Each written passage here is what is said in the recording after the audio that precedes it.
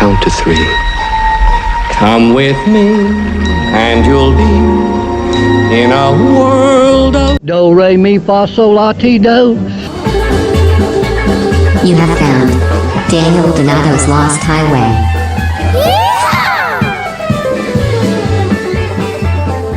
That lost highway.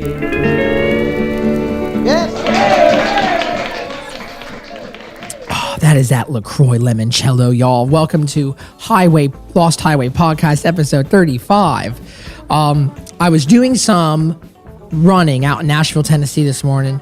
It was very cold outside, and I just finished doing some kettlebell AMRAP exercises, which get you sweating. So it was just really uncomfortable 3.5 mile endeavor that allowed me to kind of go into my thoughts and be honest with myself. And I wanted to share some of the exploration that I had with y'all because I think they're valuable thoughts.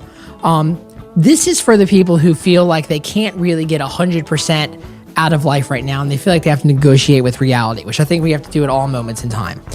Clearly we do.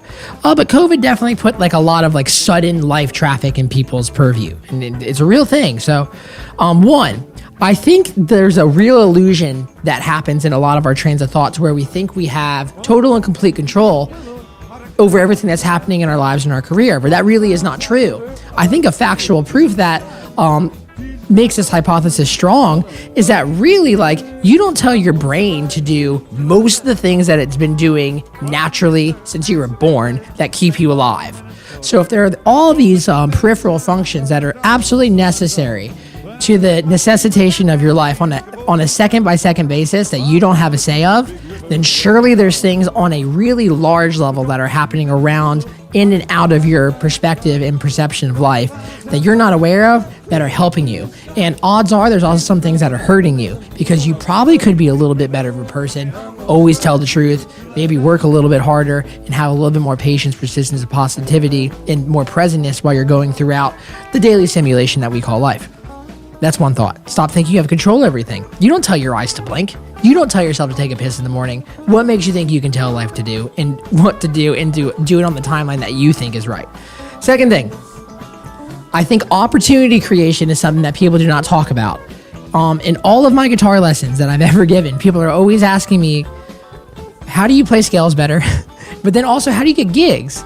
And it's like, wait, just because you're amazing at an instrument or you're amazing at a certain skill doesn't mean you're actually going to fulfill opportunities that generate wealth from that skill, right? Wealth being a monetary reward, it being a reward of inspiration, a reward of a high frequency in successful relationships, because the currency of relationships are a very, very, very real thing that lasts longer than money. So focus on opportunity creation. So just as you had this natural raw talent and passion and interest in something, you applied effort to it. Effort is life fuel. So if you apply effort to a talent, you now have a skill, my friends. Congratulations. You have a skill, and then you have a day in front of you that all of the great heroes of our past have faced and conquered and created great order out of the chaos that a day offers. Great, good for you. Now, take that skill and generate opportunity with it. And that's what I'm really focused on right now. And I'm not saying this from like a high horse by any stretch of the imagination. But it's a real thing. I wanted to go into a horseback riding article there, but I figured that wouldn't be appropriate. Focus on that opportunity creation, y'all. Focus on sending those emails and reaching out and connecting with people that you might not have taken the opportunity to connect with. And then also focus on opportunity creation in the fact that it's easier than ever to put out into the world what you do. The market tells you if you're good or not. If the market doesn't give you the numbers that you feel you deserve, odds are that it's your fault. And odds are that you could get better. And odds are you could tell your message in a way that is more clear, more salient, and more truthful to the vision that you have in your mind. So that's a heavy one for the Lost Highway podcast. Let's get on to the show.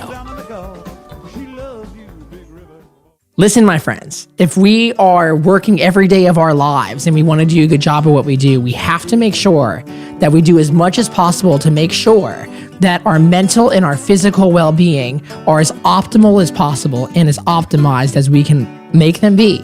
So I think one of the great resources that this earth gives us is CBD. I use it every day. I use it as a topical. I ingest it via pill form. And I also have it in gloves that are infused with CBD when I go to sleep at night that help recover my hands and just reset them from a long day of use that they consistently are subjected to through music. What is CBD? A lot of people don't know what it is. People see it for sale at CBD stores. You see it for sale at a gas station. Your friend who goes to a lot of fish shows tells you about it and he tells you that's legal, but you're not really quite sure what it is. And I think it's a fantastic, organic way to make sure that your life is as effective and efficient as it can be, both on the physical and mental level. That's why I'm partnering with Frontier Brands to create Cosmic Country CBD. And this episode is dedicated to what is CBD, what are the benefits, what are the types of it. Here are some legitimate pros talking about it. What is Cosmic Country CBD? Records. We are here. We are live. Wow. I need something to open this, man. Got a little Mexican. All right, so it's going to be all things. It's going to be all things CBD, and this is real. So we've got Davis Farms, Vermont Hemp Collective. We've got some really cool new, interesting label prototypes from a company down in Houston. Just the cool stuff. Got some Delta 8 products out of Las Vegas.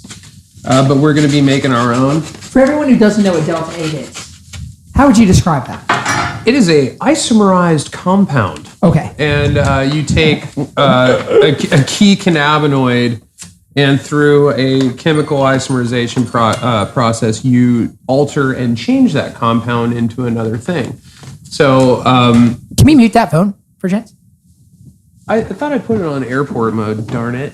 I guess that doesn't take off the volume. You think it would? Let's go to sleep mode. Technology is such a boon and a man. We have annoyance so at the many same strains here. It's insane.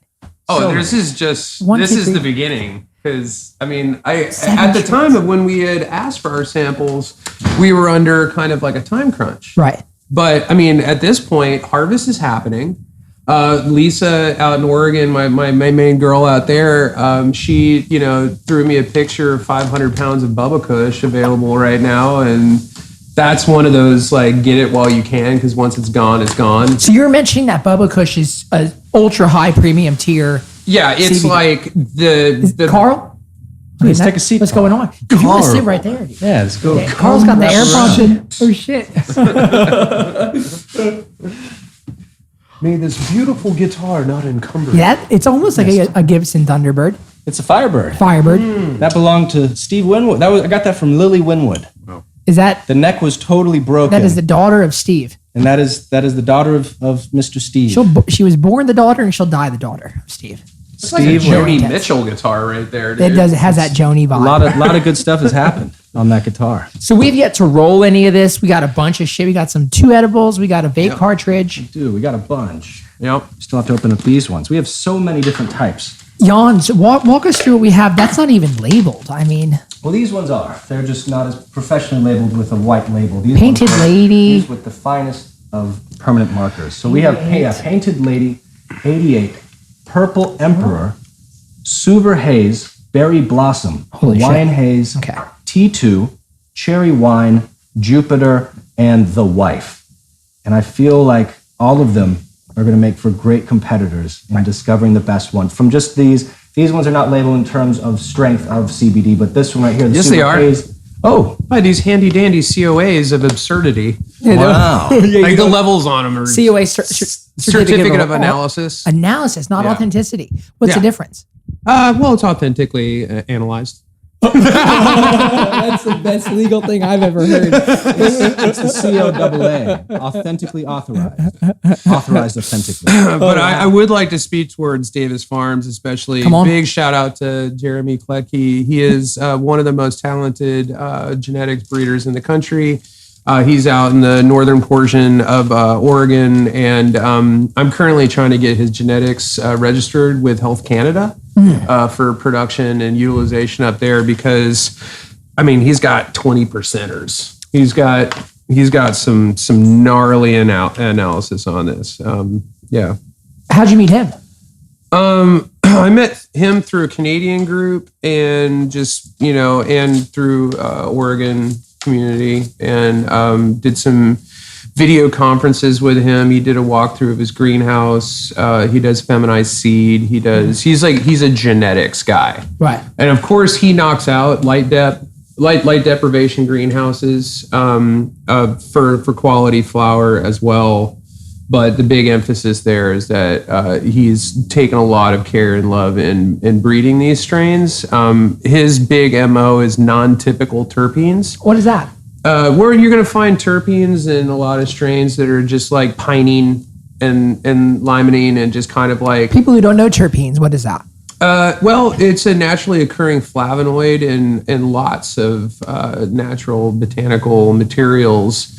But, they taste like they sound. So limonene tastes like lime, pinene tastes like pine. There's definitely, there's myrcene, there's some interesting terpenes out there that are cannabis derived, that analysis and data shows have just as much of a correlating medicinal effect as the cannabinoids do themselves as well. There's some that are very potent for treating cancer.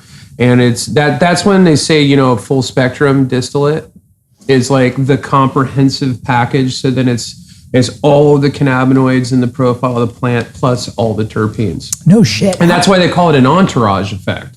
Entourage effect. What is that? That sounds insane. It just means that each one of those incremental parts that's homogenized into just an extract of a plant do very, very specific things in relation to alleviation of symptoms and for, medicine, medical. Like THC, for instance, and I'm no doctor. Yeah. And this is not an FDA claim. I've read in research journals, apparently, THC in relation to cancer. Right. Is what rips the mask off of the cancer cells, and instead of them posing like, "Hey, I'm one of you guys, like don't bother me," it's like got a your face mask on the cell, telling the white T blood cells and stuff not to attack it. THC specifically is what rips that mask off and says, "Hey, this is not you, kill it," and then the other cannabinoids come in and start doing the work. Immensely intense on a biological level. And I can't say that is medically true. I'm just going off of journals that I've read. And aren't we all these days? That's it always comes down to your own research, and nor am I a doctor. But you are well prepared, sir. You are certainly well prepared, and that's what matters. Wow. So what are we about to smoke right now? I think he's going straight into the 88. Well, I think we're going into Painted Lady, which was what's the makeup of that one, Ian? I will find out for you. Yeah, and we were talking about those COAs all the way from Davis Farm. You 88? Wow, so they sent us COAs on each strain. Yeah, this not only is going to give you out a full panel description of what it is that's contained within the plant, but also in the off chance that, say, law enforcement sees a package that you know what it is not medical marijuana. This is industrial hemp. And this smells extremely lemony, citrusy. So it has lemanoids. It has, the lime, I guess limene. But they all kind of fall into a generalization of the terpene. But there's many different accentuations and variabilities in terms of what they smell like and even taste like. And sometimes it's deceiving. It might smell super lemony and it might taste like a totally different fruit. That was my next question. So is there a distinction? Is there a parallel that runs between there is the terpenes and the taste? And absolutely. And new genetics coming out every single day. New genetics every year from new crops and indoor breeding. If you can grow indoors, you can essentially play God and grow year round. And the geneticists, the people who are really focusing on creating newer strains that are higher in potency and just flavor. I mean, we are truly becoming tastemakers in this. And space. Jeremy's big on that. That's what sets him apart, is that he goes for non-typical flavors in genetics. So, really complex, like papaya or grapefruit or pineapple or anything like that that's non-typical to industrial hemp varieties that are typically pretty grassy. Pretty earthy and grassy, and but he wants more of that medical profile on the flavors and the taste. than your usual suspect, genetics being grown even into 2019. So the two that he's most excited about, Skipper and Apollo, are not represented here because he just it wasn't done yet and he didn't have enough of it to send. But Apollo apparently is like his numero uno favorite. And Purple Emperor is the other one. And we have that here with us. We do. Sure We do. do. We'll probably do that one last as the last hurrah for these three. I don't know how many we're going to get through today. That is just fine. To start off with these are not a bad place to start. Let's smoke all the flowers. Let's do it. I was about to say, how about some of those edibles to start off the... Oh, you want to start the vibe? It might do a thing and then obfuscate the profile of the other thing. Right, that's fair too. I'd like to do that then. But do keep in mind that the Delta 8 does have somewhat of a psychoactive effect, does it not? Yes. So for me personally... Comparable to THC. It is. Delta 8 is a cannabinoid derivative. It's essentially, Delta 8, Delta 9, there's 10 up to 11, correct? So the 8, 9, 10, 11. Delta 9 is what the DEA and government uses as the defining line in the sand between medical marijuana and everything else. And so Delta 9 tetra is the identified psychoactive component, THC. That is the primary compound within the THC family that gets you high. So Delta 8 is interesting because through isomerization you're changing. What is that process? It's just chemical. Okay. Yeah, you use different kinds of solvents, and it's chemistry. It's biochem, and you use it's a chemical reaction. How'd you do in chemistry? Were you into chemistry? Is that the thing? Believe it or not, I sucked at chemistry in school. It was my worst subject ever. I was really bad at chemistry. I hated chemistry. But it's funny, you start with a passion, and that passion makes you want to learn, and then yeah, man. I found a love for science kind of like later on than when I was in my formative years, so to speak. Well, yeah. But you have a very fascinating way on how to monetize it, my friend. Yeah. You've done a great job. Thanks, man. Yeah. Appreciate you. But yeah, so psychoactive, not going to go there, but it certainly has an effect. It's different. So you're essentially you're getting right up into that line in the sand, where you're not supposed to. It's like that line on the public bus, don't stand. It's a very much so a dark gray area. Whoa. Yeah. That you can sell. Yeah, but federal law says that all industrial hemp components are legal federally as long as it is not zero. And federal and state law are two totally different things. So federal law wants 0.3% total THC, but they're leaving it up for states and according to their rules and regs to do what they want in their own compliance system. So Tennessee, being much more liberal, is 0.3% total Delta 9, which is a big difference because THCA is not Delta 9 and A stands for acid, which means it's the acidic version of the compound, which basically means that it's not decarboxylated. Decarbing is by adding, see what he's doing right there? You are instantly decarbing the flower. By setting it aflame. By setting it on fire. And taking out the oxygen. Because once you add a certain temperature, an instant carbon molecule is added to the compound, and that carbon molecule is what your CB1 receptors bond to. There's CB1, 2, and 3, right? Mm-hmm. Okay. But your CB1 being the most prevalent and the most predominant of the systems that are activated. There definitely are different receptor groups and different things that bond more effectively with those receptor groups. With the CB1, as far as cannabis, is the most predominant. Would you like to smoke first? I would love to. I'd love to try. Your instantly decarboxylated flower. AKA light it up, baby.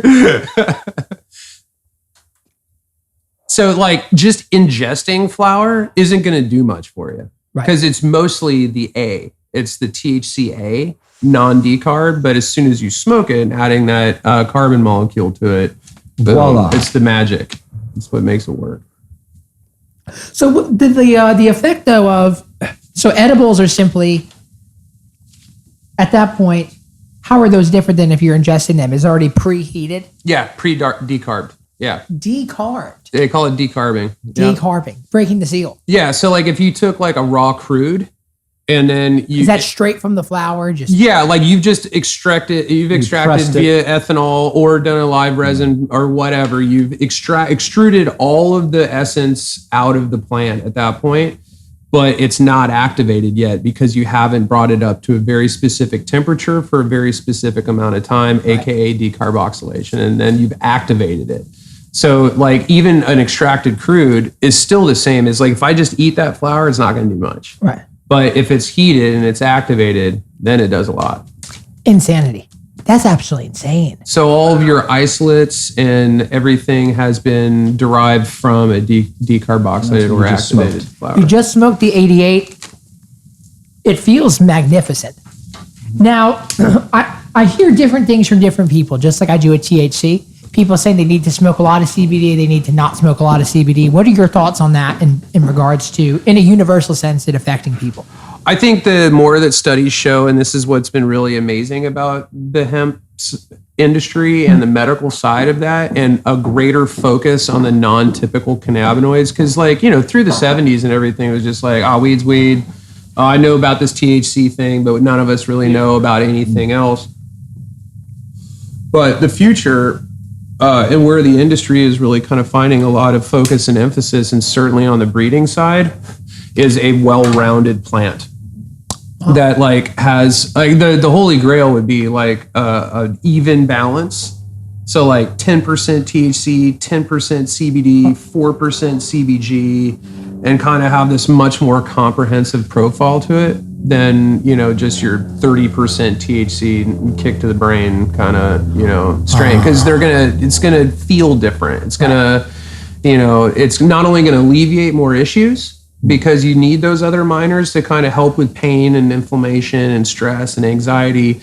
But you don't want to just be like, oh my God, the cops here or something, like just paranoid all the time or being antisocial or whatever it is. That, you know, people and me personally find that something that is like balanced is really nice because it's much more functional and it just kind of like addresses a lot more issues at the same time. Functionality. And then from an extraction point of view, since you can isolate all these different compounds, so like in a short path distillation, you can pull off CBG. What is that? Short path distillation? Distillation, or distillate, you can take a raw crude and then when it's been activated, after it's been activated, decarbed, which is basically just sticking sheets in an oven for a certain amount of time and then activating just it. A large industrial oven? Really? Oh, wow. And then it'll be liquid because it's at temperature. And then you can run through all this glassware and it looks like a huge chemistry set basically. And with pump and a certain amount of pressure and, you know, very, very key factors being employed,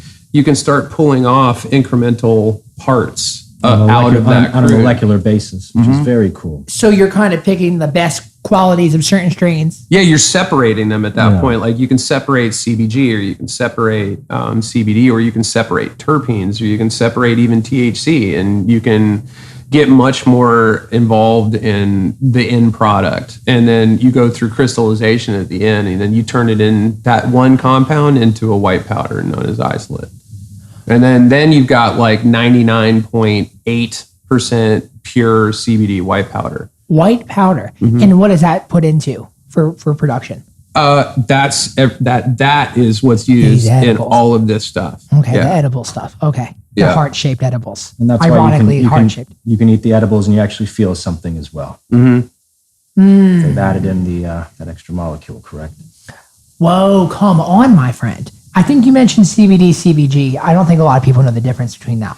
Yeah, and it's not really easy to find out. Newer, like minor cannabinoids, and the reason why there really hasn't been a big buzz around it is because until like just recently, I'm talking like the last couple of years, there were really no plants that produced enough of those minors to even really be extractable.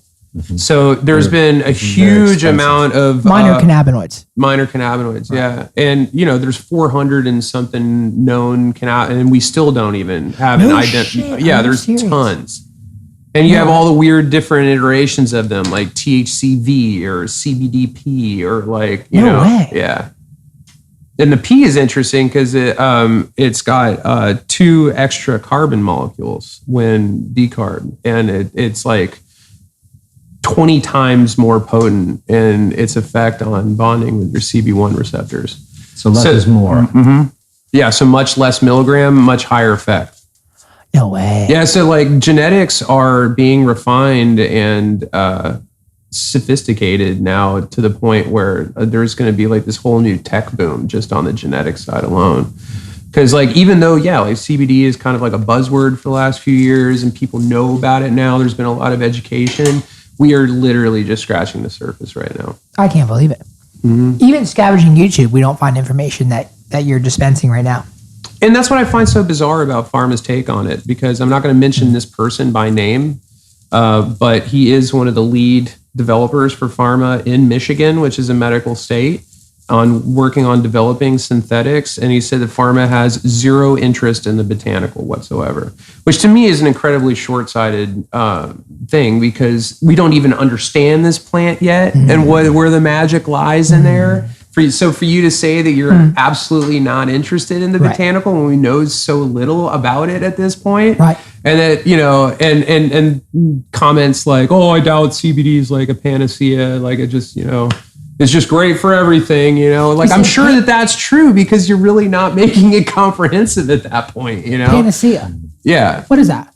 You know, just a cure-all. Just a, you know, snake oil salesman, like, hey, this will cure everything from gout to quackery. Yeah. Right. Insanity. Mm-hmm. So this is the Purple Emperor. That's Jimi Hendrix. Go for it. Yeah. Right. Come on. Emperor's New Groove. Yeah, and I got to say, that's the one I think I'm most excited to try today. Me too. Let's get a little more on a run there. Let's see if we can. There we go. Right. The foul burn right. It's been a while since we use these things. Usually I'll roll by hand, but. So 88's lower in overall cannabinoids, but it definitely had a really good terpene profile. It's above 10%, but what was the 88 again? It was 10.3. Okay. 10.3% what? CBD? Yeah, like so total cannabinoids, but predominantly CBD. It had like 0.04% CBD or something. I think like I loved Yu-Gi-Oh cards. I love Pokemon cards. Like I love the baseball card mentality of like, gotta get. Well, hey, our flower shop should do collectible cards on each strain, and then it's got its like little profile. Dude, I am all down for that. That would be pretty cool. But in terms of running down through each strain in regards to that mentality, like what are the bullet points of what we're smoking right now? So we just did 88, and then we did Purple Emperor second. Carl, how you liking that Purple Emperor? I'm really liking it. It's a lot lighter, but definitely already kind of feeling what he's talking about with the different effects from the. Is that a Chattahoochee vinyl ranch? Sure is. Come on. Shout out to Dave. Shout out to Dave over at Vinyl Ranch, making all things country and western. Oh yes. Monetizing. Going back to Ian's point earlier, you know, with Pharma not being interested. Yeah. To me, that automatically sounds like the whole scenario with Napster and CD. Imagine if the music industry would have adapted it from day one. Wow. They wouldn't have run into that whole decade of, you know, trying to bounce back. And we'll see how it all adapts and evolves, but you know, it's a very exciting time because we're learning so much in such a short amount of time. Right. And then everybody's kind of pulled together to share this information. So there's not a whole lot of competition at the end of the day. It's all of us kind of working towards the same similar goal. Right. You know, to try to find, hey, how can we help people out? And then the most exciting thing is how can you customize it down to the flavor profile to what's in it. Yep. I feel like the healthcare system is focusing so much on being, they treat the symptoms. They're not being preemptive. They're not trying to find ways to, prevent something happening. And if this helps, if this can, proven to stop cancer in its tracks, because this is still not technically FDA regulated. So we can't say that it is anti-anxiety or it cures. We cannot use the word cure. But it can also, you can't even use the word treat. Really? Yeah. What are the words you can use? You can't imply any that it does a verb to your body. It might help with restlessness. Right. And it might be a sleep aid. You can say certain things, but it can't say it cures or is it helps those certain situations. Wow. Which is unfortunate.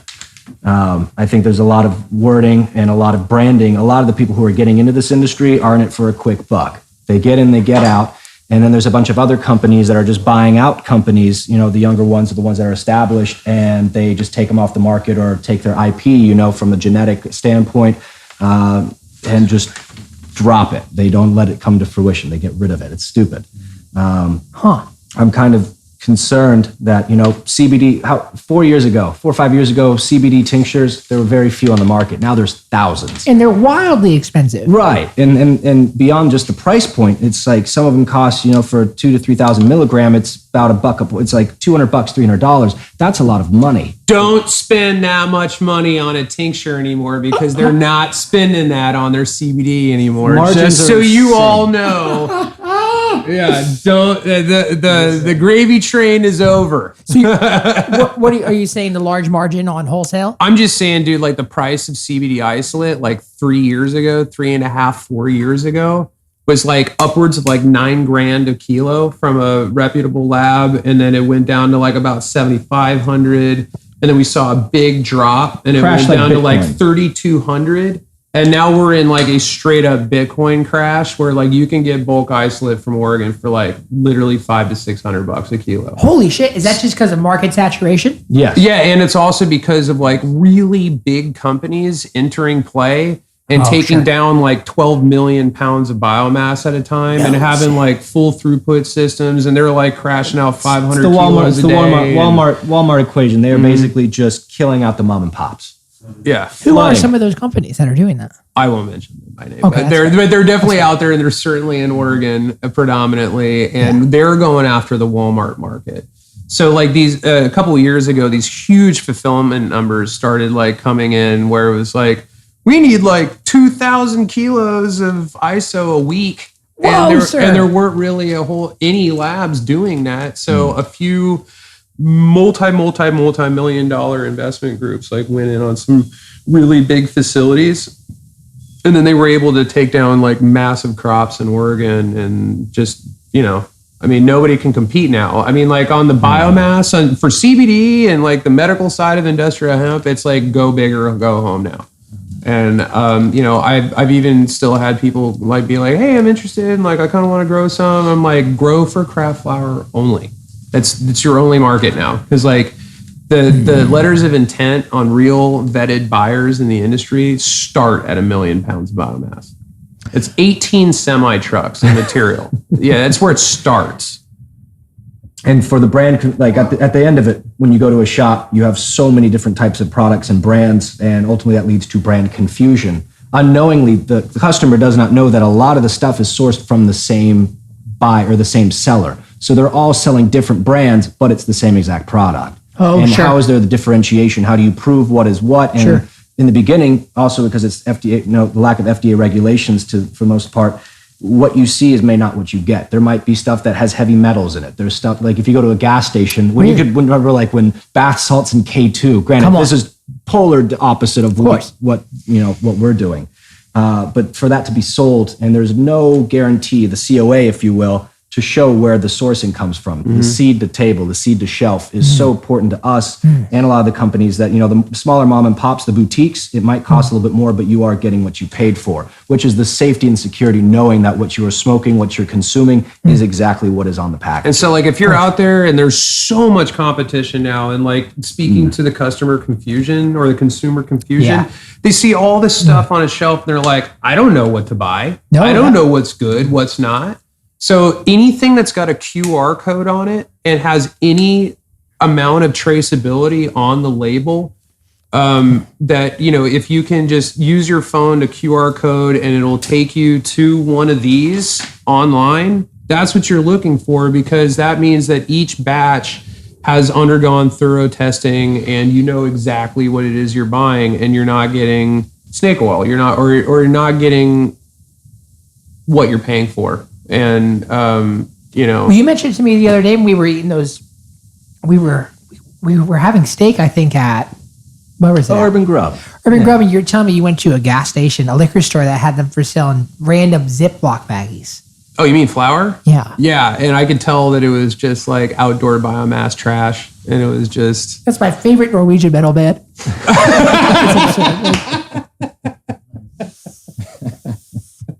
So That painted lady is not so bad. Good God. Out of the Painted Lady 88 and Purple Emperor, what do you like the most thus far? Purple Emperor. You like the Purple Emperor? I do. Emperor? I can't wait to try that Apollo that he keeps telling me about. Whoa, man. So, like on the Purple Emperor on the state compliance test, it's 8.975 CBD, but you got to keep in mind though, CBDA is at 10.11, which means when you combine those two things, since the A is non-active, it's like, what does non-active do on the body then? well, once it's extracted and once it's decarboxylated, then the CBDA in this flower is activated. You're instantly activating it by smoking it. So all that 10 point whatever % that's non-active, you just made active on top of what it already So had. they're telling you about 8.9, but there's 10.1 or whatever it is that they're not Of telling you about. CBDA, of the acidic non-decarb version. Does that essentially put it at an 18, 19%? Mm-hmm. But they can't advertise it as such. No, they can. It's just, but that's the accurate portrayal. It's just, knowing that you got to light it or you have to add heat to activate it is which is why the federal government is so stringent on the 0.3% THC. Why is that? Because Delta 9 is 0.3. You can have THCA up into like the 2.3 ranges. It's fairly high, but because it's A, then when it's decarbed or smoked, it's activated. And so then it actually has like a decent amount of actual like base THC in it. It may not be Delta 9, but it's still THC. It's still THC. It's still THC. And you have the entourage effect of everything playing off of each other, from the terpenes to the different cannabinoids that are in the plant. And depending on, the interaction of the different types you have leads to certain effects. Scientifically, it's still hard to gauge, and every person is different. What if I were to smoke or eat Delta 9 or any of the Delta stuff, THC for me, I used to smoke, and then it started to cause, I started to get anxiety, or just kind of, I got too much in my head. Whereas you consumed THC all the time. Right. Like, so in California, when I turned 18, I could legally vote. I could also smoke a joint while doing that. Come on back. Pretty cool. Welcome to America. Yeah. And you can die for your country. You can smoke a joint for your country too. Damn right. But I can't have a beer? That's so weird. It's a little strange if you ask me. It is. They should both be regulated the same. I mean, and just isn't that a little absolutely insane? The prohibition needs to end, man. There is no receptor for Bud Light in your body. I have no Bud Light. BD1? Yeah, I have BDL1 receptor? Dude. I have 0% of that. Wow. It's so fucking And Bud has the greatest form of branding. It's like, we already have Bud in it. And Bud Light, it's like, I'm smoking no dweeds. It's like without the THC in it. That's amazing. I love the new packaging on the Bud Light where it's like, we're so simple and pure. Rice? Water, corn, rice. And it's like, wow, killing it. Just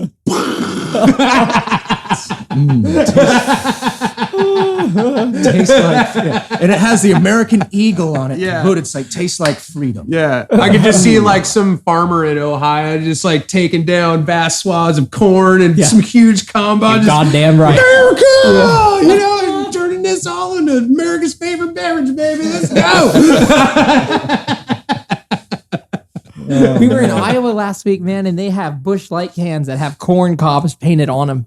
Yeah, Only for sale in Iowa. perfect. Can't buy them anywhere else. That is amazing. How insane is that? The beer thing's real. The branding is real. Branding is incredible. Do you ever see a mass incorporation of CBD product, CBD focused product, and CBG focused product at scale like beer does? Oh, absolutely. Yeah, we're working on some. We are definitely going to be getting into the space, the alternative beverage market, and even just outside edibles and finding other ways to do it. Some people, the older demographic doesn't really like smoking, or people who can't, might be asthmatic, you might not enjoy smoking it, but you have edibles, you can take it in pill form. There's like the Claritin pills that you put under your tongue and they melt in your mouth. There's ointment, there's lip balm. Yeah, absolutely. There's different ways. And I mean, your skin is the biggest organ in your body. And, that's why transdermal patches or the creams and the salves and stuff that you're using, there's there's multiple ways to consume or get the product into your system. But when you smoke it, you're getting that. It's right then and there. It's immediate. It's going straight to your blood via your lungs. Whereas when you digest it, it takes hours at a time. Some people, have a quicker metabolism. And that's why when my mom accidentally ate an entire bar of chocolates in the freezer that were weed chocolates, Fuck yeah. she was high for like 2 days. Yeah, sure. Sorry, Mom. Sure. Sorry. High school was fun. I'm sure she learned something from it, though. But yeah, it all comes down to bioavailability now. We're in no shortage of that, though, right? Well, no, and I won't bore anybody with like the technical nuances of laboratory, but I'm just saying that they're processing new technologies to make this stuff far more bioavailable, even when taken orally. And so that's really what it comes down to is, not only bang for your buck, but also ease of use and making sure that the potency is there. So that's a whole nother area of technology that's being developed on the bioavailability, the encapsulation and bioavailability side. So water soluble is going to be the new term, and it's being used in products, but that's going to be it's much more effective.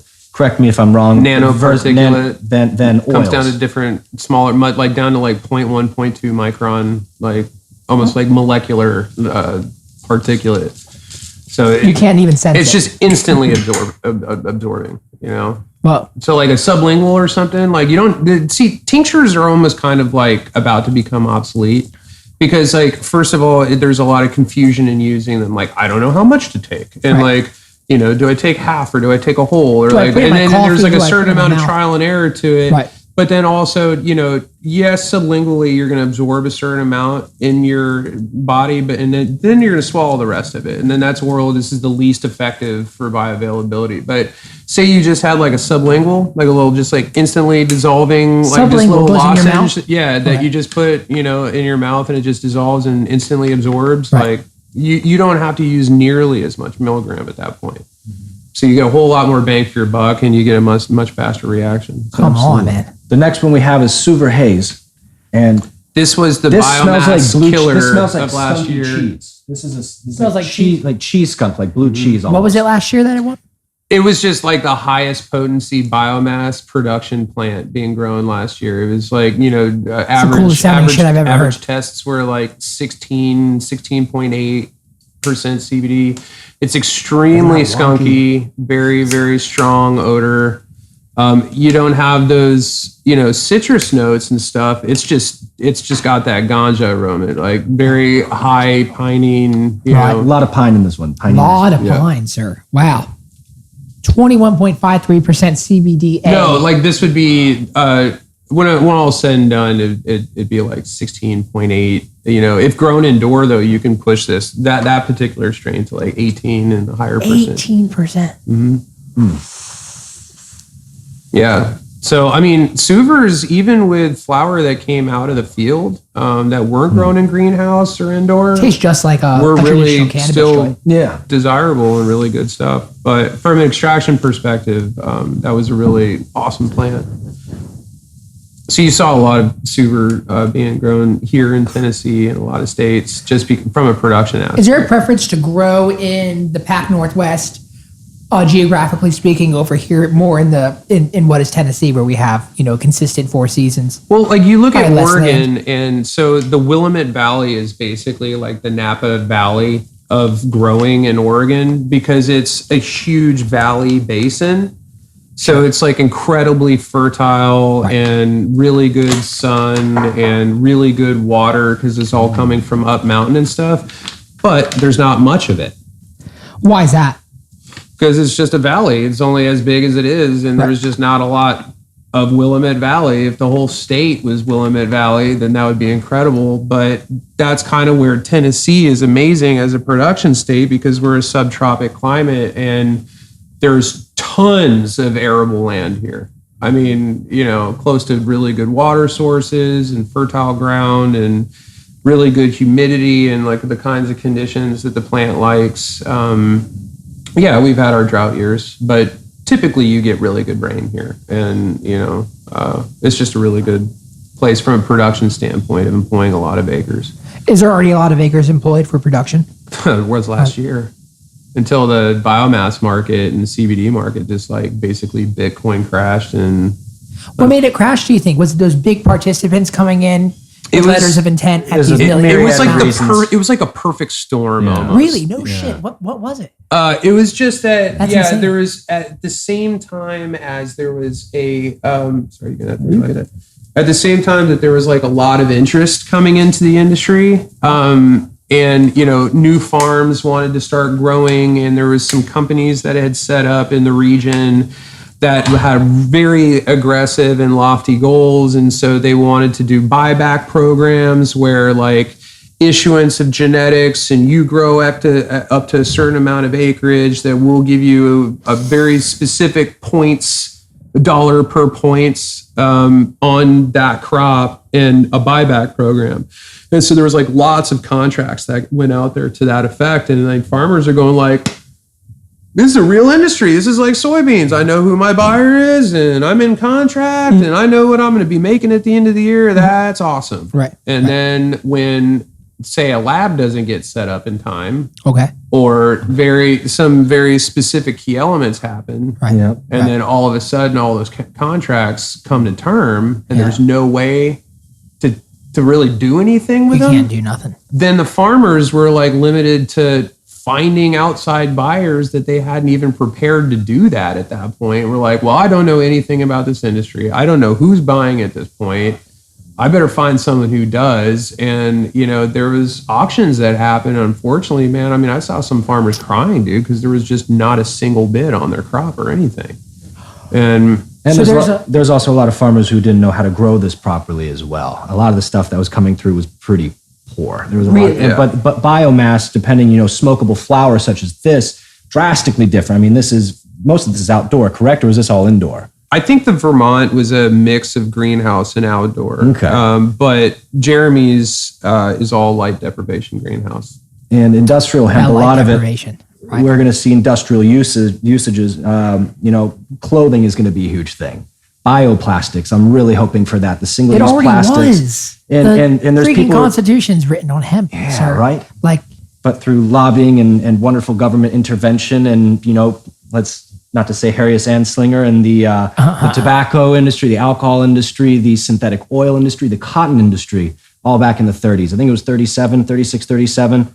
And you have reefer madness propaganda to say that, hey, if you smoke marijuana, you're going to kill your wife with an axe. it's a badass movie poster for what it's worth. It looks cool. The history's there, but it definitely, I don't believe similar to ET alcohol when I see that prohibition. shit. It was like, why was that set in place? Come on. Why did it have to be made illegal? Come on. Well, if it was good enough for all the World War II uniforms, like No way. why was it okay for the war effort, but then wasn't okay after that? And then you had people like William Randall Hearst, who owned the newspaper industry. He was a terrible man. He was an awful. He was a bad guy. He Yeah, was a real he- slouch of a man. He Yeah, was terrible. with his gold pool and everything. and his pigs. You hear about his pigs? I don't know, dude. That guy sucks. Yeah, guy. Well, he did. Yeah. Good thing. No longer. But so trees take a certain amount of time to grow, right? Last I But heard. if you are a newspaper company, well, you want to supply your own paper, which means that you own all the paper producing plants. Come on. And then so if you find out that hemp grows in 8 weeks and is far more efficient for paper production than trees, well, darn it, all your tree paper processing plants are probably about to go out of business. So it's purely lobbying legislation to preserve his margin and his profit potential out of the companies he owned. And that is capitalism in fine fashion. Protect your assets. He played Monopoly He pretty did. well, I guess. did. He passed go and collected $200. There's definitely like a hot potato effect of maintaining this forced sobriety from the public, of being able to legally and knowledgeably consume CBD, CBG, THC, and other related products. And it's like, it seems like now that we have Google, and now we have the ability to get smarter, and that we're a relatively curious nation, the back is breaking. It is. Right? It is. And it seems like the floodgates are about to let loose. Knowledge is power, and the more people educate themselves, and the accessibility to this knowledge, you're educating the misinformed and uninformed for a new generation of knowledge and intellect, and just being aware. Come on. And being able to gauge for your own self if this product is what you think it is. It's beautiful. And if and the opportunity to create an industry. This is going to create so many new jobs from 2 million. From the farmers to the the housewives that want to sell a product, Mary Kay, or you could sell weed. One question you mentioned a second ago that brought up a question in my mind is when I eat THC, my liver is going to process it. It's going to give me a couple different chemicals in my brain that are a little bit different, a little bit more psychoactive than when I smoke it, right? Does the same thing happen with CBD, et cetera? CBG products? Yeah, they all kind of have like a different effect. One, or CBN or CBC even for that matter. Oh, shit. Are we trying any of those today? Actually, yeah, that's what's really kind of cool about the Davis Farms genetics is non-typically there is CBC. It's a very low amount, but there are CBC and CBN in his varieties, in the Purple Emperor especially.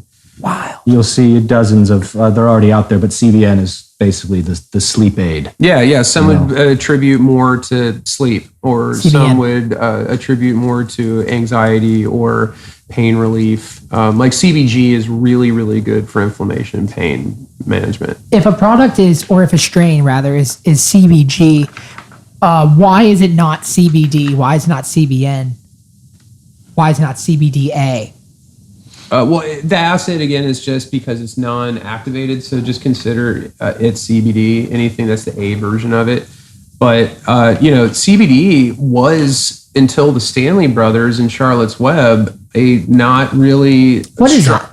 Charlotte's Web was like the first CBD product and the first strain that was grown to be high CBD. And so the Stanley Brothers did a TED Talks. This was maybe 5 years ago.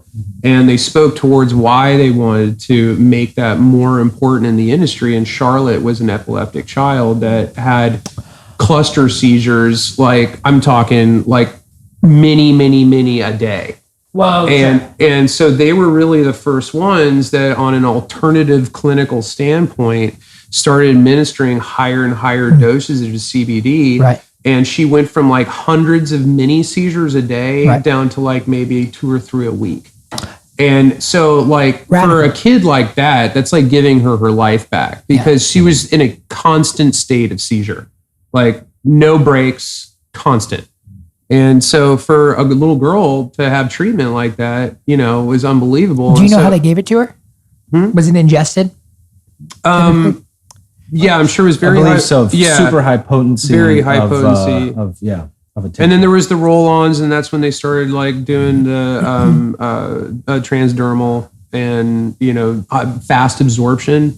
You see those videos of someone going to a full-blown violent seizure, and they've got that roll-on for the bottom of a foot, and it's extremely high potency and fast acting and fast absorbing, and you can roll it on the foot, and then you just watch the seizure dissipate and go away over the course of a couple minutes or so. Turning down the knob of it. I'm talking biting your tongue, shaking to okay, you're quieting down now, and now you're okay.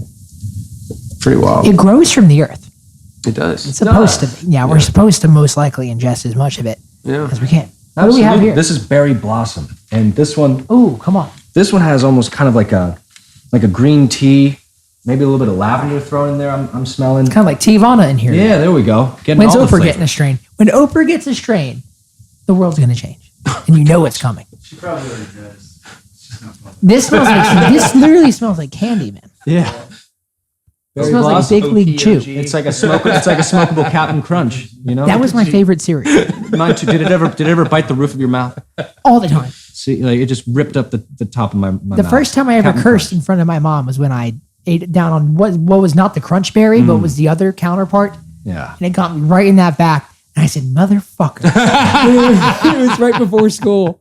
And my mom doesn't give a shit. But I remember, I think I was 7 or 8. Wow. It was a tough time. See, I feel like child torture is like eating a whole bowl of Captain Crunch and then putting 10 to 15 warheads in your mouth. And just imagine that acid bath in your mouth, just eating away at your teeth. It's like taking a cheese grater to the top of your mouth and then pouring salt on it.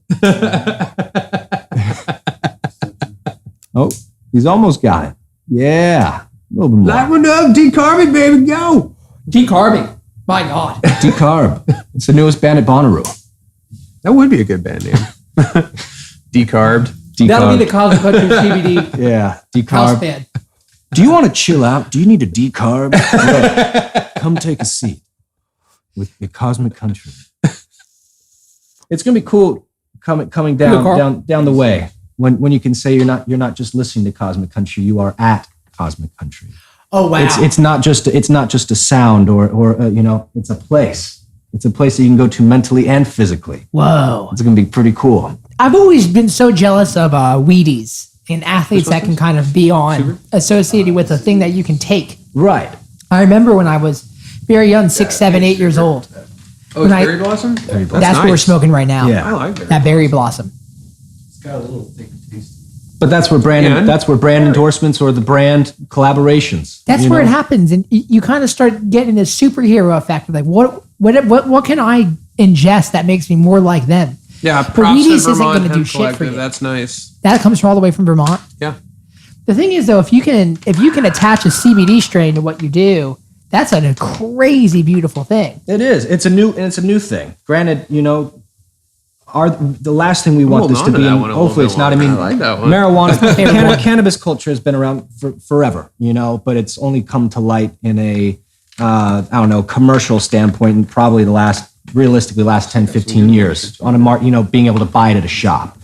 And you were out involved in LA, out west, right? In other markets as well, in cannabis facilities. Not working at them professionally, but having friends who... Oh, I had tons of friends. Yeah. Up north, up in California, and Emerald Triangle, and Humboldt County up north. And then a bunch of friends worked at marijuana lounges, cannabis shops down in like Venice Beach, Santa Monica area. Yeah. And there were a bunch. Like we would... a group of my friends, when we all got our medical card, when we turned 18, we called it like Christmas in the summertime. We would drive around, and every single different clinic or shop you went to, you signed up and you got a freebie, you got a free edible, you got a free drink, here's a free joint, here's a free pre-roll. Come on. And I think we went over to like 70 or 80 of them in a day. Yeah. And we just get home at the end of the night. It's like Halloween for adults. You just like open up the bag, and all the kids are fighting for what candy they want, and everyone's just like, I don't really remember anything after that for like about a month. Holy shit, It right? was a great time. It was bliss. It was true bliss.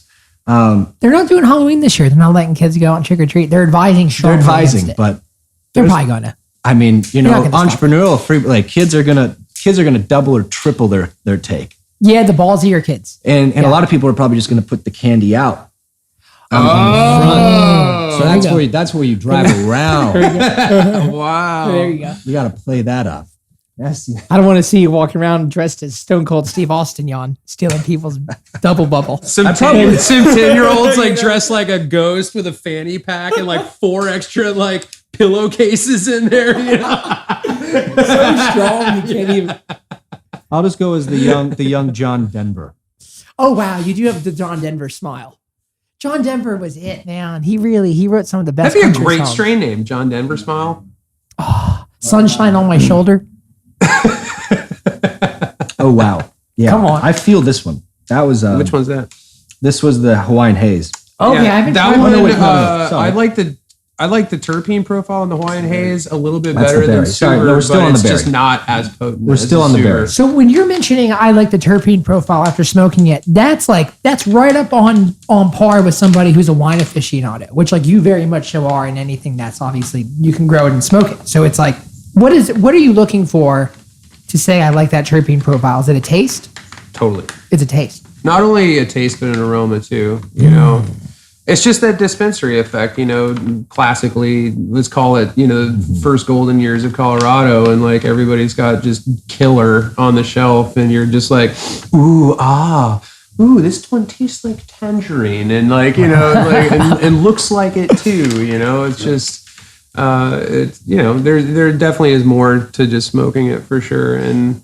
From an aromatherapy perspective, I don't know, dude. Smelling really good flower just makes me feel relaxed. Well, the terpenes. Of course it should. Why not? I mean, getting into candles and soaps and ways to aromatically accentuate what you are consuming.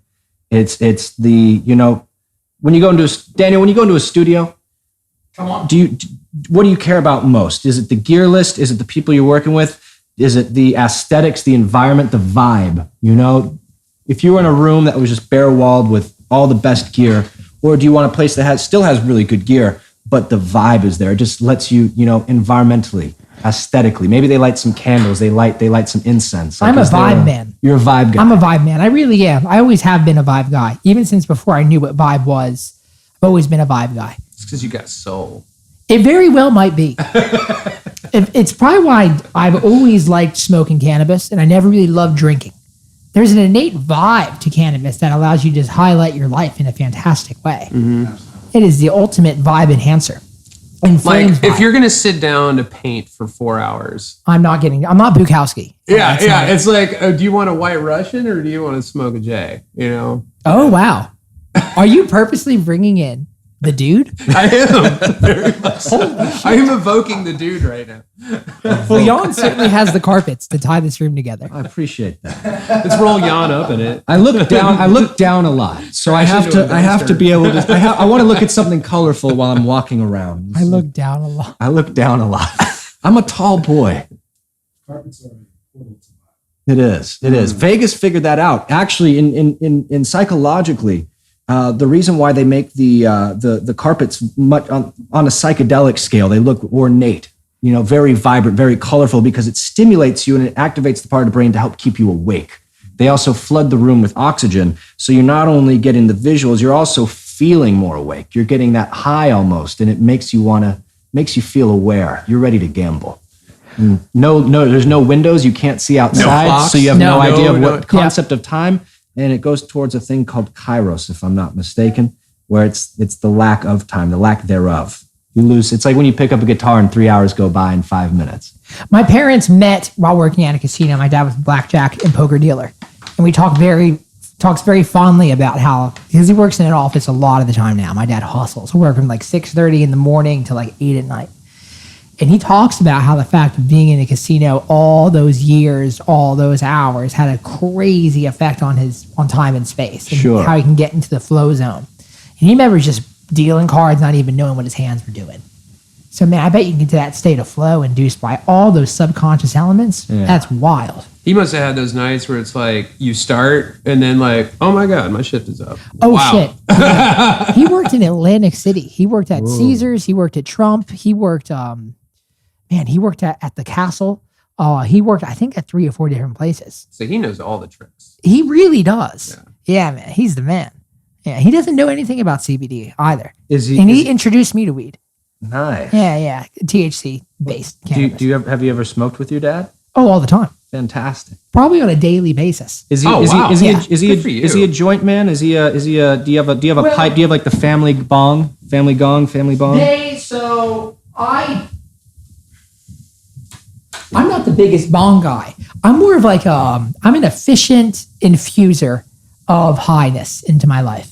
You know what I mean? Like I like to consume before I go for exercise early in the morning, and then I like to consume after I'm done with all business affairs for the day, and I get to be creative. What do you think of vape cartridges? I don't like what they do to your lungs. That scares me.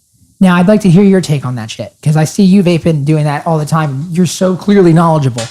Maybe you're just like stupid on that level. Oh, I don't know. You see those weird, and this is me not trusting Facebook for literally anything.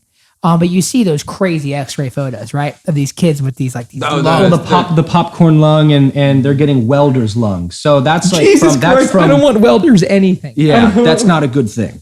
So when the vape scene and like especially tricks and like doing, do you blow clouds, bro? Yeah. Culture, right. And they were doing direct inhale and just.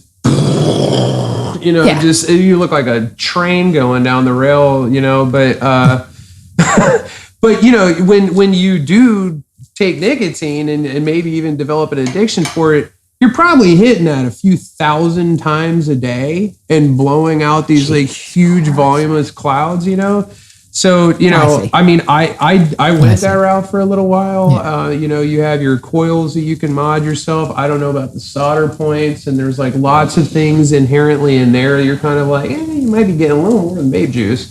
But you're getting lithium, and you're probably you're getting cadmium, you're getting silver, you're getting the metals that are oxidizing. They are vaporizing the metal, and those ones that you can mod to change the temperatures. A lot of those metals aren't meant to get to that temperature, and they're probably made shittily. They're not made well. You're getting it from a source you don't know where, probably China or a country where they have no regard for, slapping the label in California. This might cause cancer if consumed or if inhaled. Right. They're not focused on that. They're about the bottom line, bottom dollar.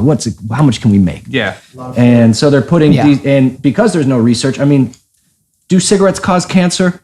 For years and years, the lobbyists said that it doesn't, but they have data showing, over decades of smoking cigarettes, what it can do to a person's lungs and their body over time. This is technology similar to social media that's only been around for 10, 15 years at most. We are entering a new era, a new age without the data. We are basically the test subjects. We'll have the data. We will. We'll have it, yeah. We will.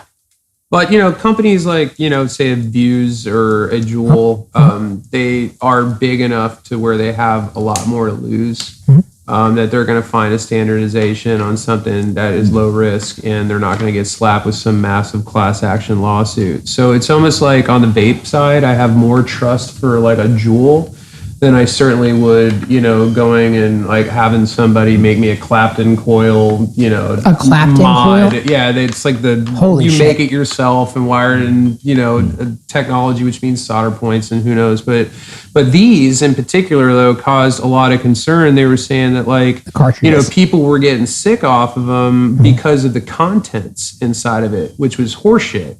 Why is that? It was because it's made in China and it's cheap technology. Oh, shit. And there are really bad solder points or metallic elements in the cartridge itself. And vitamin E. There was vitamin E they were found in adding the base. They were adding vitamin E, which is great for the skin, not good for the lungs. Holy shit. Yeah. Holy shit. So people were getting stuff that, wasn't sourced. Wow. Gave two shits. And they're buying it illegally. So granted, buying it illegally on the black market, you don't know, you have to go and say, trust me. Hey, smoke this. Trust me. I've got the product. Man, think of how much of our behaviors and what we consume in our body is as like people don't think twice about. But I know what this is. This is lab pure. That's American made. Yeah. Oh yeah. This is made in Tennessee. I went to the lab, walked through it myself. Yeah. Watched them make this. You watched them make the cartridge. Yeah, I watched. I watched it in the flask. I'll show you a picture. It's just water clear, Delta 8 distillate, but it's like thick like honey. It's like really thick and sticky. This one is Hawaiian Haze. Okay. This is going to be the next one. Give that a smell. Okay. So it's a little similar on the blossom, the berry blossom, but. It's nice just from the smell. It's wow. That's I'm hoping it. That smells insane. Yeah, me too. It's got a little bit. There's a little bit of citrusiness into it. I can smell that. How would you classify this? Terpenes going on in here, huh? What kind of terpenes are those?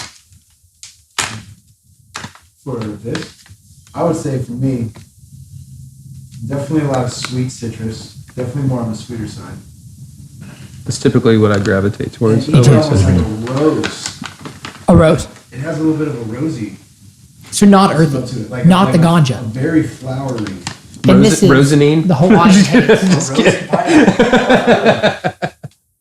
Does that not smell like a rose? Like what you would think of burnt a rose candle Yeah, that's nice. with a pineapple? We're doing a Cosmic Country candle. It's got rose in it all day. I love the scent It's of like rose. rose Is real. water, Nice. like not like a strong, like or like maybe the after of like a rose petal, but that's like You can reach out to Eric Johnson and see if he'll do a Desert Rose. Desert Rose. That's a great Desert guitar nerd inclusion. That really is. That album is. That's a one of the great best record. That guitar albums. defined Guitar. clean, like granted, Clean guitar. clean play. Yeah. He's the cleanest G3 guitar player Man, you're getting the G3. Holy shit. that ever came out. Yeah. It's like, all right, put a metalhead and tell him to play those riffs as clean as Eric Johnson. Can't do it. You know Eric Johnson's getting high. There's no way you can't be high making up those ideas with that guitar. He always had this little kind of like light smile when you see him. I'm like, oh, he's probably high. Do you believe in the high smile? Because people say yeah. I'm high all the time when I'm high. because you're just jolly. Because I'm happy. But I got to be induced to be. Yeah.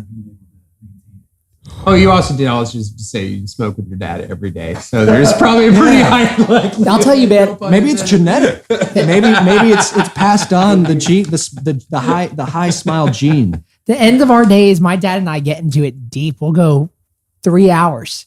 Dinner just sitting on the table. It's like, man, we're just talking about the most esoteric father-son ideas, stoned out of our minds. And it's great. It's really refreshing. That's amazing. Ooh. Ooh. What was that again? That one is the Hawaiian Haze. Hawaiian Haze. Come on. Ooh, cherry wine smells really good. T2 probably has. Holy we shit. won't have to smoke this one today. Sure, Pete. We'll probably get to it. Well, I want to try to find the more out there flavor That's profiles. more earth. That's more of an that is earthy very T2 is earthy. a like heavy indica, and it's a very short and stumpy plant. And when it's in full bloom, it is extremely smelly. I mean, you can smell it from a mile away. But as far as its flavor, it's just too much dirt for me. Typically, from what I remember of it. Yeah. That there's not a lot of fruit notes going on. That it's just very, very, like he said, earthy. And is T2 a playoff or the next genetic variation of T1? Yes, which was AKA also called something else that would turn most people off. So we're just like, we'll just leave it at T1 like the Terminator. Well, what was Ian? What was it called? Yeah, enlighten me. At least here, everybody was calling that strain Trump. That's so funny. And then there was a cross of Trump with what was it? I think it was Sweeten and Trump was called Stormy Daniels. Holy shit! He's called her horse face. He called her horse face. Wow. Wow, man, that is real. I think Trump would be all right with the CBD. I think he is, man. I mean, he's a businessman. He's before a he has businessman. opinions. If that were the case, and he's all about entrepreneurial spirit and new markets. Yeah. Honest question. When do you think it will be made legal federally, marijuana and all encompassing? I'm going to base this entirely off everything that I've heard with Ian, right? And so 2 to 3 years, right? that's what I think. Yeah. Because some key things are happening, like the IRS just made a whole new bracket for the cannabis industry. So that's like different tax regulations. Telling. Wow, come on. And then when I talk to, colleagues, they think it's because of mostly the hemp industry, but also cannabis is a really big market too. And the number one complication and problem typically has been banking. That banks and the SBA don't allow banking accounts for cannabis companies. So that's so silly. Yeah, so no loans. So you don't get any of the banking services. You don't get any merchant services, no loans, no, interest assets, or just a lot of things you just can't do. So for most hemp companies, not even an MJ company, to get a bank account is difficult, let alone how are they going to process their orders through a store. And so Tennessee being not California, Colorado, right. Are still plagued by those issues. That for even a mid-sized regional bank, it's extremely difficult for the SBA to approve you for an account. You either have to be like grandfathered in or go through a small boutique bank that doesn't have nearly as much SBA. Is that what you've done in your oversight. previous endeavors? Is that what you did in your previous endeavors? I'm not going to say which bank it Sure, is sure. because No, they told us not to advertise this, but it was a very well-established regional mid-sized bank that a long time ago, a few years ago, allowed the bank account.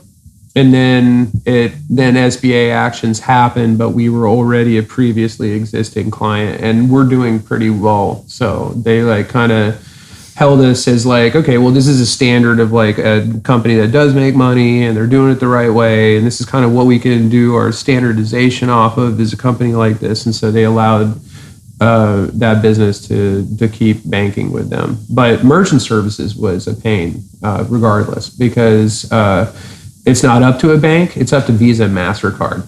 And they currently are not okay with it. Sure. Because, all your federal, the FDAC and... Is this why we're largely a cash-driven business?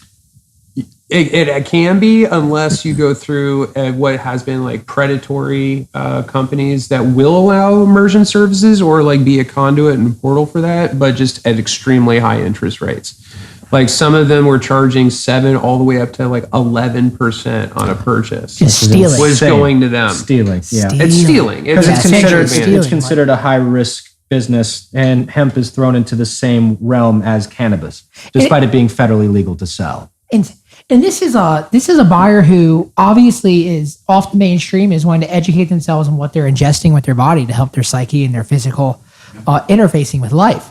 And to be punished with that at an interest rate of 7 to 11%, that's absurd to do. That is absurd to the person who doesn't know what they're doing and they're underage buying 24 packs of Bud Light like we used to, charge no interest.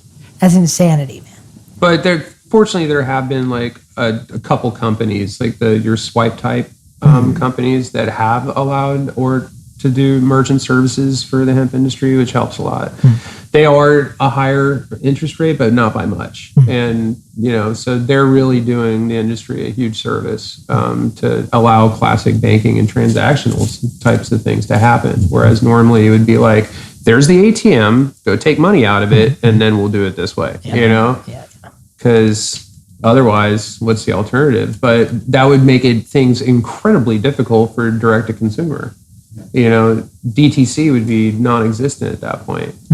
But it's for these reasons that huge companies like Amazon won't carry CBD products. Do you think the COVID-19 initial boom that we were in and now we seem to be going to a different shade of glasses in regards to how that's affecting our operations as a society and economically speaking? Do you think that's going to allow these companies, kind of force them to start going and allowing and I DTC think services? that's why we're seeing real tangible action happen by the IRS to start setting up, because COVID-19 sucked for everything. It was awful. I love that beer. It was called Fuck COVID. That was just a great beer. It's good marketing. But for they should have called it Fuck Corona.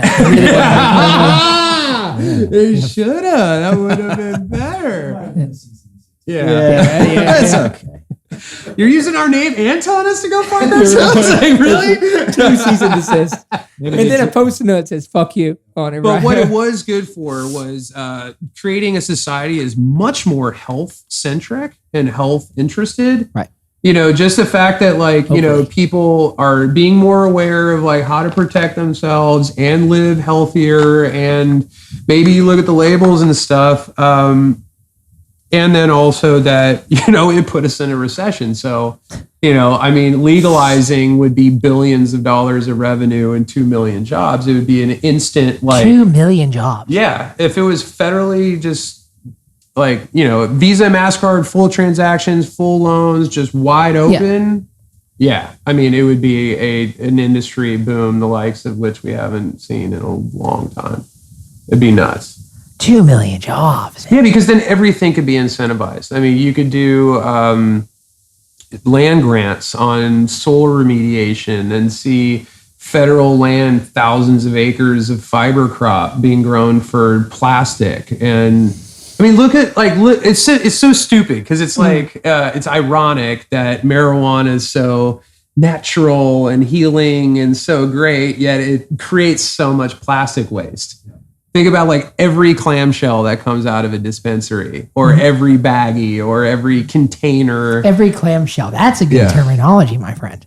Wow, man. It's just plastic, plastic, plastic, plastic.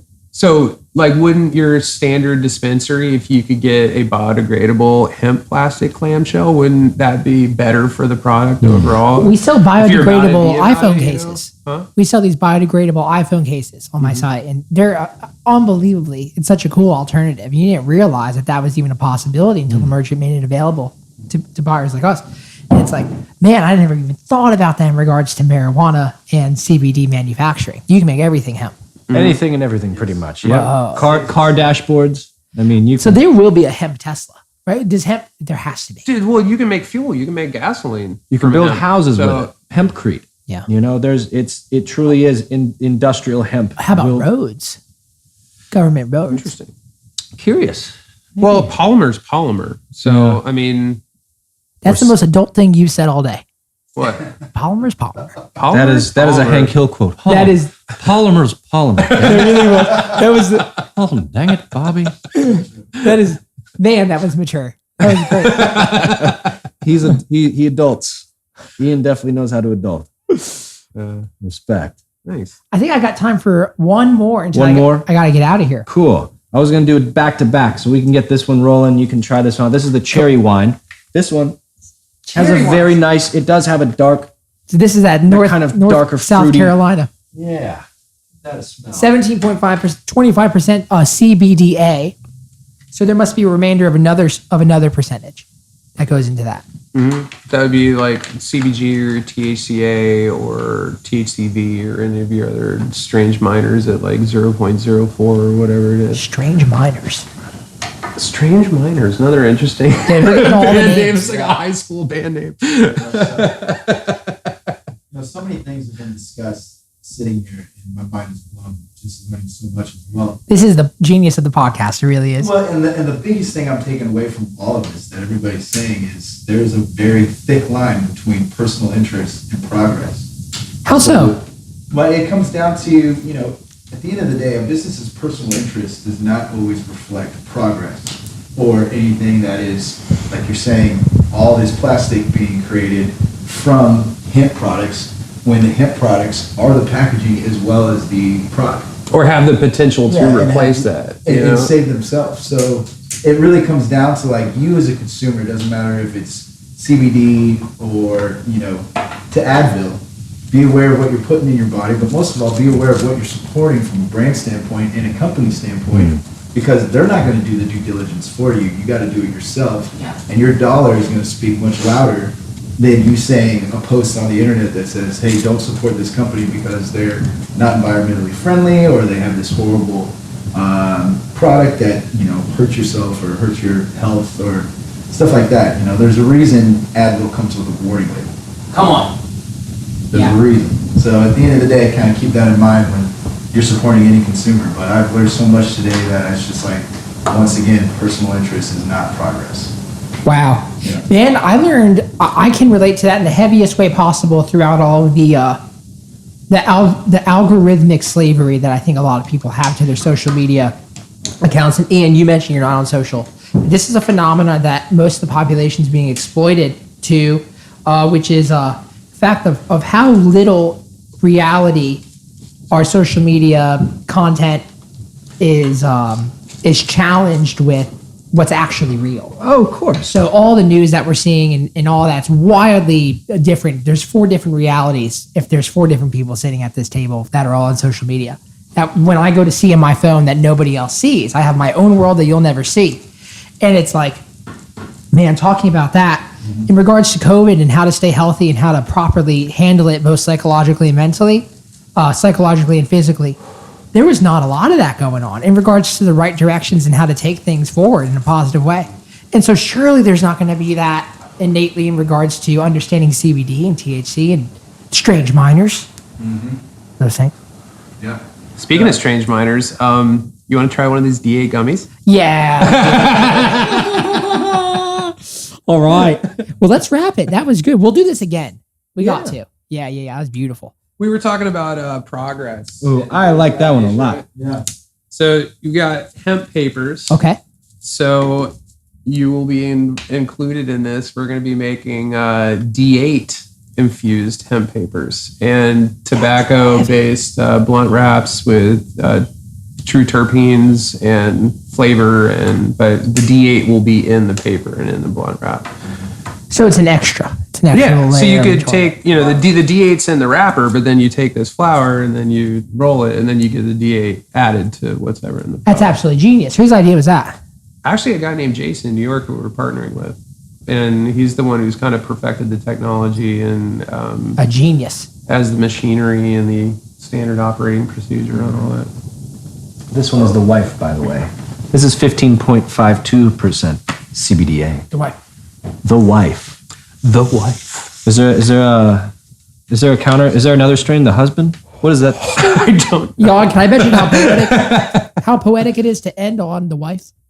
It's just like a family of strains. The daughter, the son, Right. the wife. Let me the try father. let me try the mother-in-law. Yeah. It's a little spicy. Jupiter I was interested in because I've never encountered this one before, That's beautiful. typically. What was that one? This one was the cherry. Here you go, Carl. That was the cherry wine. Let me try one of the edibles. The All way right. the cherry wine made me Beautiful. feel, I think I like This one smells like hay or like alfalfa, like in a barn. So like that barn smell. Jupiter. Oh, it do. Doesn't it smell like alfalfa? Oh, yeah. And we do have all of the strains. So let's go through them all before Available here we go together. off on it. So we got Jupiter, painted lady, 88. The ones in the black came from Vermont, and then those ones came from Oregon. Who do we shout out for Vermont? Who do we shout out for Oregon? Jim Douglas up in New York for connecting us with Vermont Hemp Collective. Genius. Thank you, Jim. They're doing a good job up there. Yeah, man, knocked it out of the park. And they are busy, just like everybody else, because harvest is on us right now, and everybody's like stressing out about getting their When's harvest season? Right now. It started yesterday, right? No. Like it started last month into the middle of the month, but it's full blown harvest right now. People are harvesting hard. Hard. Is it people going out, waking up at 6 a.m. and harvesing crop? Earlier than that, and getting out there and chopping down plants and No way. getting them hung. I would love to do that. I'd like to try that. You'll like it for a day. Okay. The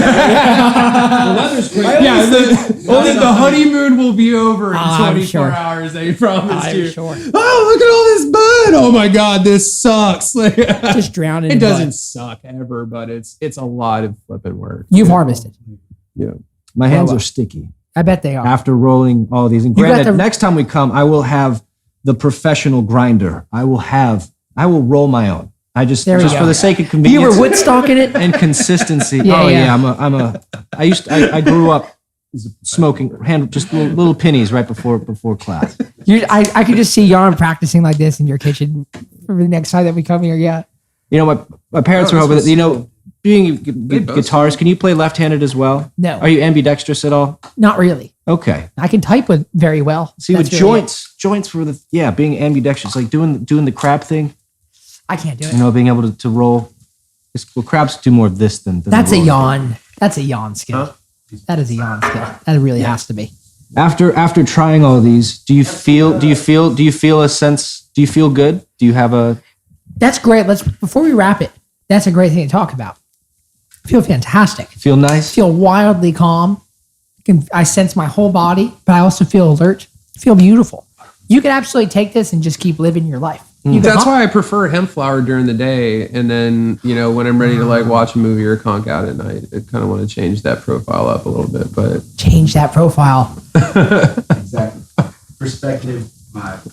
Wow, man. Oh, I'm good. I'm good. Thank you. Oh yeah, beautiful. Thank you guys. This is beautiful. So shout out to Jason. Shout out to Davis Farm. Shout out to Qualis Labs. Qualis Labs for the gummies and the vape cartridge. And Ian, Jan, Carl. Thank y'all. Thanks for sharing this info. And is there any teaser or like coming soon announcement you want to make? This is it. And I don't take it any of these strains are going to be it. Maybe they will. Well, maybe. Oh yeah, no. Yes, they will. Well, we'll have whatever's the newest, latest, greatest from Vermont and Davis, and also from other sources. I said it at the start of this episode, but we are starting Cosmic Country CBD. Come on. From farm to where? Where do you want to take your it? Door. No, from farm to space. Is that what you said? Is that what you said? We're trying to come up with a motto. If y'all want to hit us up with some mottos for Cosmic Country CBD, let us know. But you had a good one earlier. Be where Cosmic Country is. Yeah, that's kind of cool. Be where you want to be. Be where you want to be is beautiful. Be cosmic. Be country. Be Cosmic Country. Whoa. Be cosmic in the country. Where do y'all want to be? Do you want your country to be cosmic? There. All right. Coming to availability to you guys very, very shortly. Now y'all know exactly what CBD is. We brought on some of the industry's most leading professionals to talk about the science and the data behind what this fabulous plant really offers to us as humans who are just trying to optimize and make their lives as efficient as possible. I use it every day. I don't care what other people say about it because they don't really know the data as much as my friends do. And now my friends are your friends because you guys are listening to the Lost Highway podcast. Make sure to go to danieldonato.com and join the Cosmic Country Club to make sure that you are able to order Cosmic Country CBD before anyone else in the entire world is able to. I have a feeling we're going to move a lot of this. So it's really fantastic stuff. It's all going to be coming from Nashville or from Tennessee. And I wouldn't put my name on it unless I believed in it. Y'all make sure to stay positive, stay patient, and stay persistent. Talk to y'all later.